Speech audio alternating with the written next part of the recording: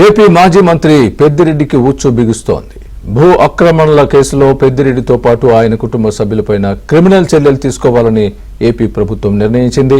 చిత్తూరు జిల్లాలో పెద్దిరెడ్డి కుటుంబం అటవీ ప్రభుత్వ బుగ్గమఠం భూముల ఆక్రమణలపై డిప్యూటీ సీఎం పవన్ కళ్యాణ్ కు విజిలెన్స్ డీజీ నివేదిక ఇచ్చారు. అటవీ భూముల్ని సంరక్షించలేకపోయిన అధికారులపైన చర్యలు తీసుకోవాలని సిఫార్సు చేశారు. దాంతో పెద్దిరెడ్డి కుటుంబ సభ్యులతో పాటు భూముల్ని రక్షించలేకపోయిన అధికారులపైన కూడా చర్యలు తీసుకోవాలని పవన్ కళ్యాణ్ ఆదేశించారు.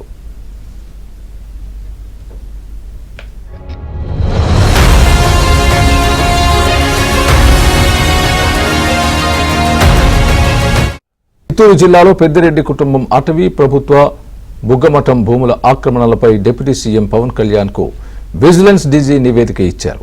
అటవీ భూముల్ని సంరక్షించలేకపోయిన అధికారులపైన చర్యలు తీసుకోవాలని సిఫార్సు చేశారు.